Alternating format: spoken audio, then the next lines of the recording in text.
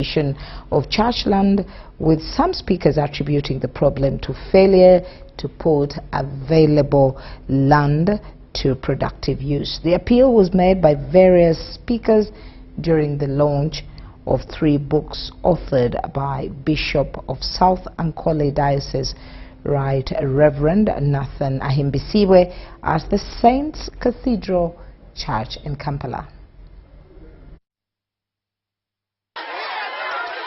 Over the years, the church has faced numerous disputes in line with grabbing church land, often resulting in prolonged conflicts between church leaders and alleged grabbers. Some speakers attribute the problem partly to the unutilization of church land, arguing that undeveloped land is more vulnerable to encroachment and illegal occupation. Well, I think parishes and dioceses need to invest in training and extension services, focus on value addition, and institute transparency in governance and accountability, but also liaise with the model farmers within their areas of operation, their catchment areas. Faith communities possess land, networks, moral authority, and an intrinsic commitment to service. The question I leave with you is simple. Will we let our stewardship become passive, or will we mobilize what we have into sustainable, beginning the creating enterprises? They emphasize the need for churches to actively utilize and develop church land to safeguard it from the would-be circumstances. There should be projection, not just prediction, of what you put in and how much you will get out. And to get out to that, you need to see far what you need to put in, because imagine a continent where dioceses and faith bodies are not perpetually pleading for aid, but are engines of rural transformation. Since they reach every part of the country, and they have people that come there willingly. They expressed this during the launch of the 3 books. Bishop Ahimbisiwe was a farmer, The Power of I Am, and Sifa by Bishop Nathan Ahimbisiwe, the Bishop of South Ankole Diocese, the function that took place at All Saints Cathedral in Kampala. Why churches are poor? When they have land, you don't need a big land first. You need big head first. A big head brings a big land. Launching the books, the Archbishop of Church of Uganda, His Grace Dr. Samuel Stephen Kazimba Mugalu, commended Bishop Ahimbisiwe for his dedication to writing and sharing knowledge. You know, writing is simply an act of having all your thoughts and your passion and put it in a book so that even after many years, people can still read these ideas. The Archbishop also encouraged Ugandans to cultivate a culture of reading and writing as a means of personal growth and national development. Because we have writers, but readers, it is a challenge. But for our case, all of you here, academicians and leaders are readers. If you are a reader and you stop reading, then you stop reading. Speaking at the event, Bishop Nathan Ahimbisiwe explained the inspiration behind the books and encouraged other leaders to document their experiences for the benefit of future generations. Bishop Ahimbisiwe further praised the President's 4-acre model farming initiative, saying it has enabled him to combine spreading the gospel with practical farming, thereby serving as a living example to Christians. Seeds never remain seeds. They grow, multiply, and manifest. What you consistently confess is what you eventually possess. That's what you are seeing there shapes what you are doing now. And behind the house, chicken, pigs if you are not a Muslim, whatever you can put behind the house, 0 grazing cow, you'll never be poor. You'll never be poor. The launch was attended by several religious leaders, lay leaders, among other dignitaries. Deborah Namamonde, Viola Nance Subuga, UBC. Thank you very much there, Deborah. Now in Kikube District, voting in Kikube District LC5 chairperson by-election has been characterized by low voter turnout in the morning hours, with electoral officials attributing the trend to residents prioritizing farm activities before heading for the polling station. By 6 a.m., most polling stations had received voting materials, but according to presiding officers, they waited up to 8:30 to start voting as the required 10 witnesses were not available at the time. Materials reached the place early enough. By 10 minutes past 6, the materials were already with us. And then we waited to have the first witnesses who are going to witness as we opened the polls.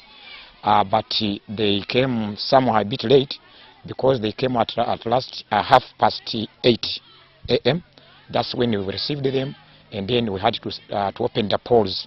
May increase because others are still in the garden digging. We have been asking those ones who have already come. They had to tell us that they are still in the garden, they will come. By midday, most polling stations had registered less than 50 votes each to vote, because most of these people in rural areas first go for garden work, then thereafter they come. But otherwise, everything is all right. The materials are okay, security is fine, so we are moving on smoothly. There are two candidates in the by-election, Kisembo Paddy of NRM and Timanyire Fenekas of National Unity Platform. The NRM candidate voted at about 11 at St. Jude Primary School polling station in Kaboya sub-county and expressed hope of winning the election. Meanwhile, the NUP candidate Timanyire Fenekasi voted in Chankwali sub-county. I'm so happy that I've exercised my constitutional right by voting myself. I've gone through the whole process, which is a good thing, and I'm so happy that we have reached, God has brought us this far. So this is the D-Day, and I'm calling upon the rest of the people to come and exercise their constitutional right to vote. The election observers said the voting exercise has so far been peaceful, although the turn-up is low. So far, since morning where we have observed, the situation is calm, though the turn-up is still down. Being area of agriculture, they are saying people are still digging, and they show up around 1. The voting process will close at 4 p.m. and the results are expected to be announced in the night. Philip Aguta for UBC News in Kikube. Now, young people have been challenged to actively engage in discussions on public debate and national development amid concerns that today's boring decisions will have far-reaching consequences for future generations. The call was made during the commemoration of the Day of the African Child at Kololo Senior Secondary School in Kampala.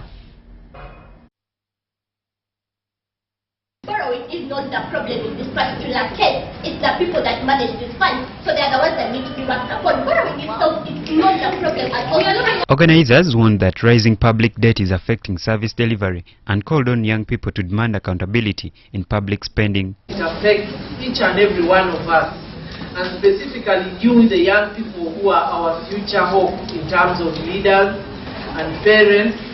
The public debt, once inherited by you, will greatly affect the development of the country, but also at individual level. They urge young people to take a keen interest in governance and public finance matters, emphasizing the importance of accountability in the management of public resources. We live in a digital era. Most of us enjoy TikTok, we enjoy Facebook.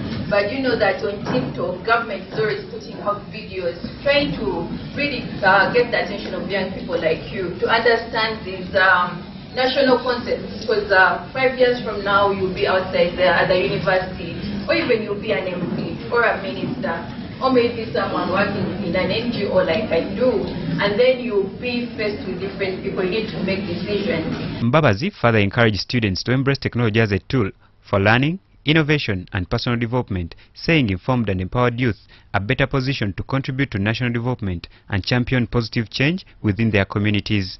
To ensure that through your ideas that you're going to express yourself, they are able to come up with a policy brief to ensure that the rights of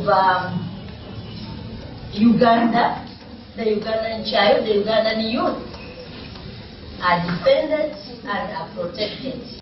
Through the Freedom from the Debt campaign, AHF Uganda Cares continues to engage schools and youth groups across the country on the issues of debt justice, leadership and civic participation, with the aim of empowering young people to shape a more sustainable future. Students who participated in the debate expressed different views on the country's borrowing practices, with some arguing that external loans remain necessary to finance development projects, while others maintain that excessive borrowing diverts resources from essential services and increases dependence on foreign lenders. Funds are directed to development, and we see the main cause of Uganda borrowing is to invest in wealth creation programs like PDM. And we see that with PDM, people are getting funds that they are using to develop their local societies. Borrowing is not entrapment, it is investing by nothing. We say that borrowing entraps us. For example, we will always be going to borrow from those foreign countries, and the more we borrow, is the more interest. For example, some countries borrow us, and those final and those other countries, they need more interest compared to the money that they have given us. Now, Leader of Opposition in Parliament, Joel Senyonyi, is pushing for an early recall of the House from recess to debate rising cases of alleged abductions and what he calls a growing threat to the rule of law. Parliament is currently on recess until 7th July 2026 on the directive of Speaker Jacob Oboth. But the Leader of Opposition wants the Speaker to cut short the recess and bring back the MPs back into the chambers earlier than scheduled. Addressing the media at Parliament, Joel Senyonyi said Parliament, as one of the three arms of government, must step in to address what he termed as unexplained illegal arrests and detentions across the country. We know that a number of Ugandans have been missing for a while. We have always talked about the 18, including John Bosco Chibalama, whom the Prime Minister said was arrested, the likes of Kanata Muhammad, John Damulira and others. That list continues to grow by the day. We know of people like Sam Mugumya, who was picked up by security, and up to now, they've refused to produce him in court. So he's held in incommunicado detention. The same thing with people like Amos Rangomani, that's a relative to the Honorable Kahinda Otafire, and several others. These we say because we know them, but there's a plethora of other Ugandans who are held in incommunicado detention. His remarks followed the reported abduction of the former Kampala Lord Mayor, Elias Lukwago, by security operatives on Monday under unclear circumstances. Council Elias Lukwago joined this list. We are not saying that we cannot be arrested, we in the opposition or anybody anyway.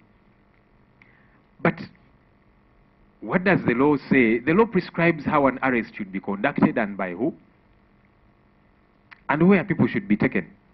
Senyonyi says he will write to the Speaker of Parliament, Jacob Oboth, requesting the House to be reconvened urgently for members to deliberate on matters of human rights and rule of law. We are strongly urging them to convene the House.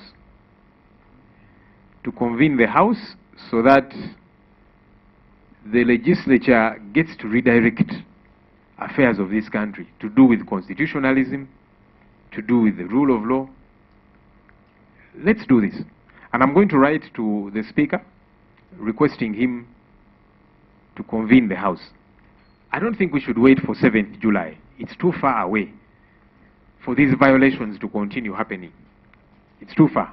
The country wants to see the legislature directing the country, giving direction, because we are the ones who make the laws. So we need to be able to do that. So our hope is that our leaders here, our presiding officers, will be able to do that for us as Parliament and for the country. The call comes as opposition leaders continue to accuse security agencies of overseeing a wave of abductions. The Chief of Defense Forces has been singled out by some leaders over the acts, allegations he is yet to respond to. Dorcas Kimono, UBC News. Well, thank you very much there, Dorcas. That takes us for a short break, and we will return with more news. Stay with us.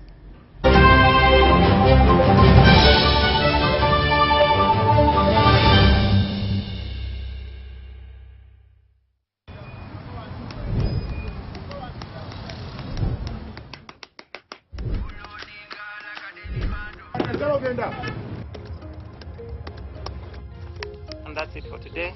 Till the next episode.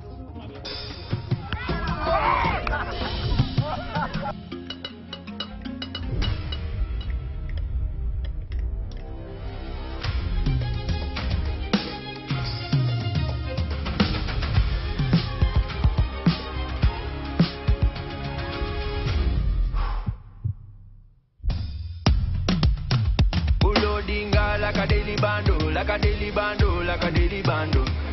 Omuliro nguwulira muli mumutima kukankana like drums. Kalakata, kalakata, enendungu yakusabula. Mikono tu, free of fire, free of fire, free of fire.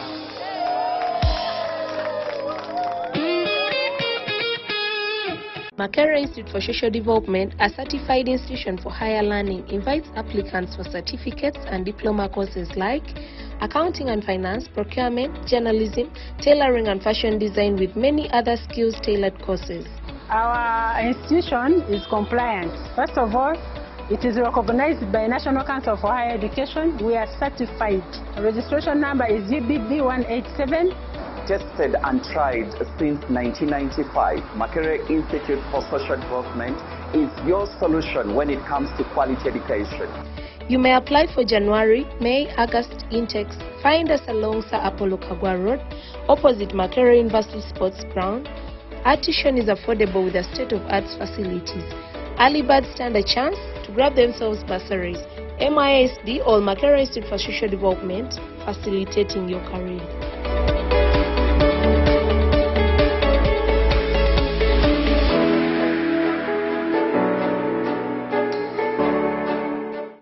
It's our mission to secure your money. Protecting your money is as important as earning it. It is for this reason that the Deposit Protection Fund of Uganda, DPF, was established by the government of Uganda to provide deposit protection to customers of regulated financial institutions. In the unlikely event that your commercial bank, credit institution or microfinance deposit-taking institution fails, the DPF will pay you up to 10 million Uganda shillings. Keep your personal information such as national identification number, mobile phone or an alternative bank account updated with your banker. Terms and conditions apply. For more information, contact DPF at Aha Towers, Plot 7 Lodell Road, Kampala. Call 0312-206-400 or visit our website at www.dpf.or.ug. We are the DPF. We protect your money. Protection Fund of Uganda. I'm called Awidi Isabella. I'm studying from Villa Maria School of Nursing. I've won a school fees with the MTN Momo. This school fees you win for a full year, which I'm very happy for it. I thank MTN Momo for helping me in paying my school fees. We've paid all the fees for the year. Thank you very much, because on Wednesday, the principal told me, look for my man and bring my man. I told her, no, I don't have man, and you have to wait until I get the money. But when I left our office, at 3, they called me that you have won the money from Momo. I said, how does it happen? As long as you pay school fees using Momo, you stand a chance to win school fees for a year. Dial *165 *80# to win school fees for a year and more. In a fast-moving world, why are we still stuck with paperwork? Signing here, stamping there, moving from office to office. It's exhausting. Now, there's a better way. With UG Pass, you can securely prove your identity, sign documents, and access government services anytime, anywhere. No delays, no stress. Everything is instant, safe, secure, and government-backed. UG Pass, your identity secured. Available in the Apple App Store and Google Play Store. UG Pass is a product of Nita Uganda. Uganda, it's time to move for a cause. Join the Olympic Day Tokyo Run 2026 on 20th of June in Bushenyi under the theme Move, Learn and Discover for Nutrition Care. Choose your challenge, 5 km, 10 km or 21 km, and take part in a nationwide movement promoting nutrition, wellness and hope. Every step supports Ugandan athletes on their road to Dakar 2026. The chief runner is His Excellency President General Yoweri Kaguta Tibuhaburwa Museveni. Get your official run kit today for only 35,000 Uganda shillings. Powered by Toke and the Presidential Initiative on Banana Industrial Development in partnership with Uganda Olympic Committee. Run for nutrition. Run for Uganda. Call or WhatsApp 0782-009-302 or 0774-450-125. Welcome home. It is small, but it is something. Everyone starts from somewhere. Welcome home. The problem is the foundation. You know the kind of cement I'm using, this foundation? I guarantee you even my grandchildren will come and find this house. Muzafaru, the day I decide to build. In fact, I will import the foundation into the country. By the way, your security lights, they are very small. Me, when I build my house, I will put a motion sensor. As you can see the living room, I managed to bring in some tiles. And I told you, when I build my house, I get tiles from Italy, Rome, bring them here. Original. This nonsense of having one TV. Me! Some people talk about building houses. Others build them. Do you have land? I am working on it. You buy your buy today and get the job done. Strong, reliable, available at hardware shops countrywide. Yes. It hasn't been easy at all. know. But with your buy, chiba chibwa. So you buy, your buy. Oh, chinabi boy.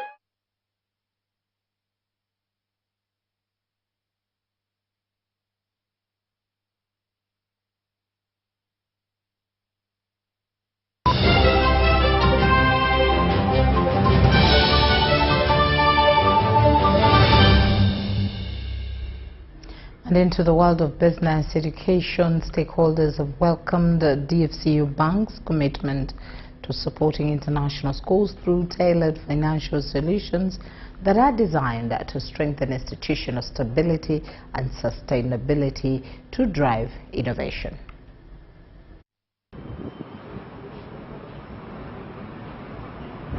Let this one go on record that DFCU is setting a pace for what government has long failed to do. You cannot create partnerships without coming to the people into dialogue.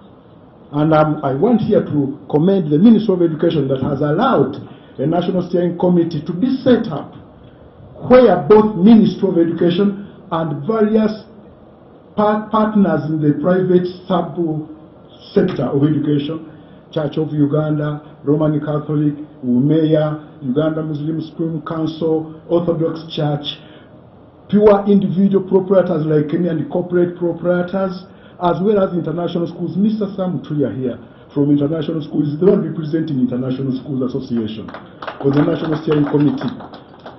And already we have agreed with the Ministry of Education that it's no longer an issue of pulling ropes. We should get fully involved in a dialogue to formulate policies, to discuss regulations, and certain things. We look at this as a relationship. It's a wholesome relationship. We don't come in to say we shall support the school, but this school will only thrive if the parents are paying the fees on time. So this is why we go backwards to say How are the parents managing?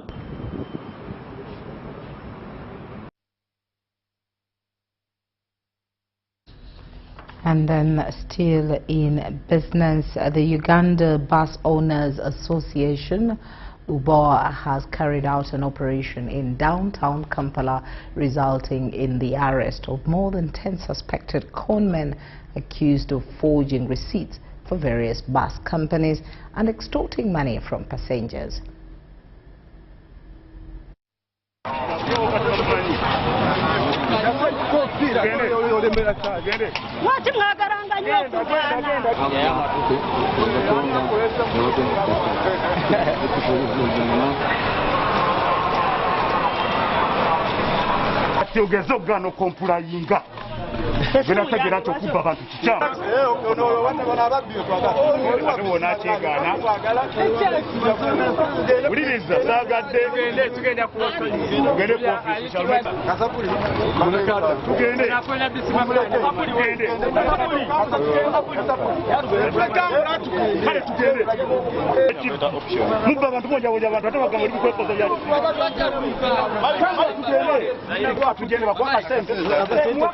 We have decided to do operation outside the bus park. We have been getting complaints from our passengers.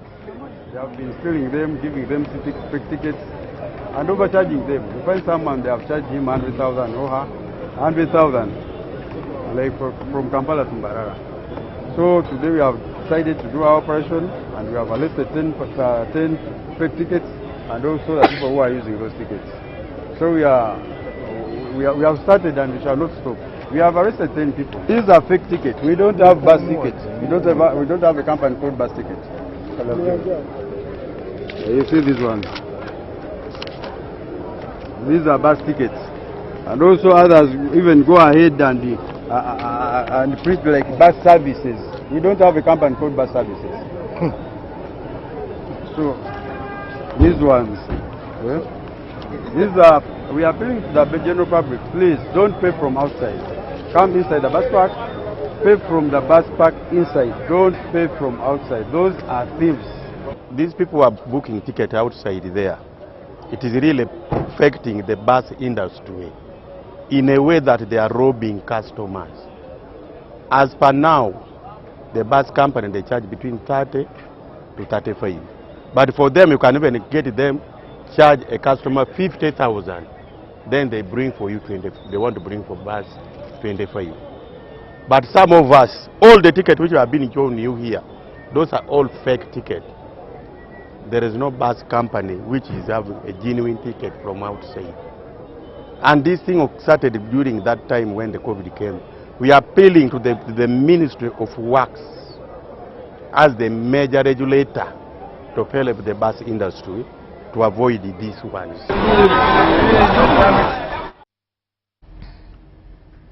And as we wind up the business segment, government has reaffirmed its commitment to improving the welfare of market vendors through the Katari Loan Program, an initiative aimed at boosting incomes and strengthening businesses across the country. I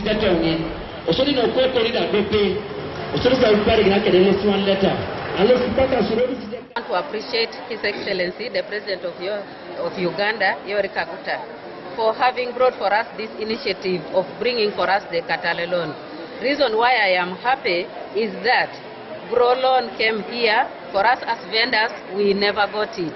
Now that the Katale loan has come, I'm sure we are going to receive this money, and we welcome the initiative very well. Loan was brought for only market vendors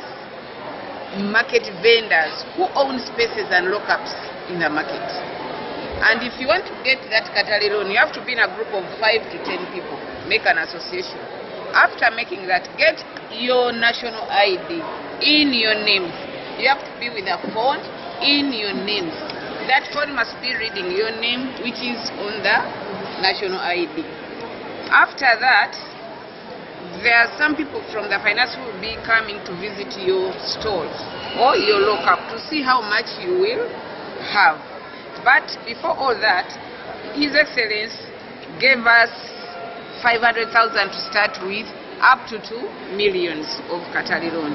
You'll be paying back after one loan, after 1 month, but with a very small interest. This Katali loan is going to go over all markets of Uganda. When you look around, the vendors here are very busy and very committed. All they are waiting for now is for this additional capital to add on to their businesses.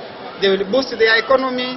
They'll now be able to meet most of the demands that they have been having gaps on. Because once this money starts coming, every vendor is expected to benefit from 500 to 2 million shillings, depending on the sizes of their businesses.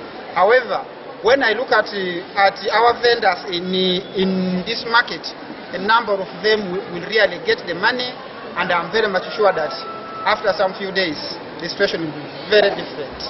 So I want to call upon the vendors who will be getting these monies to put money into proper use, because government is having a number of projects, beginning with the Myoga, PDM, and many others. This one is just one of them, one among the very many projects that the government has put into place. But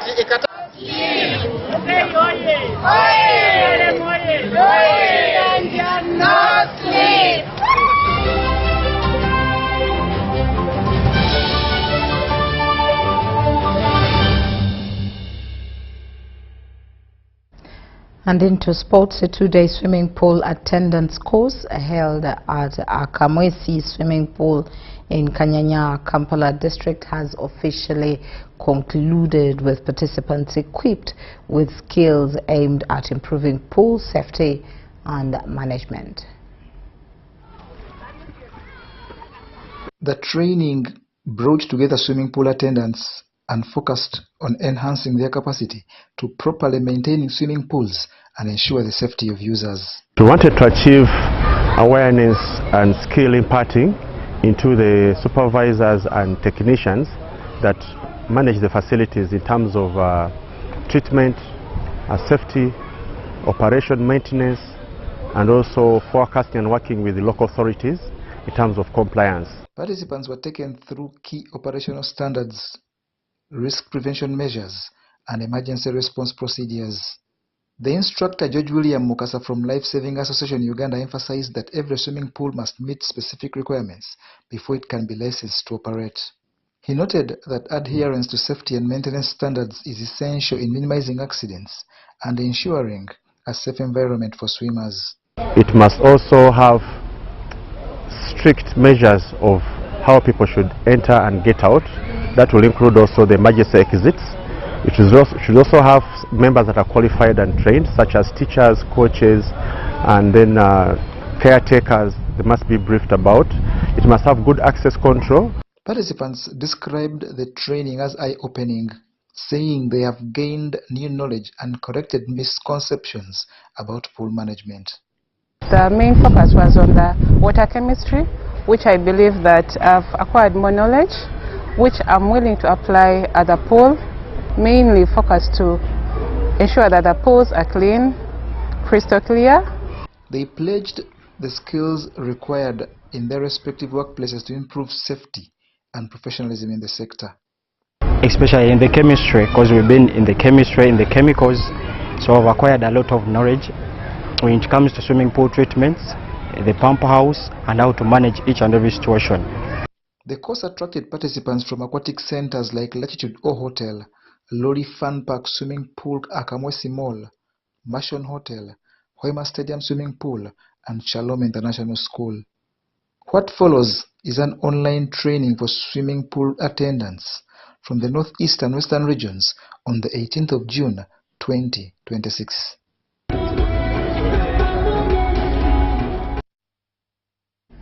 And that does bring us to the end of our bulletin. Thank you once again for allowing us into your space. My name is Patricia Lukoma. Good afternoon to you.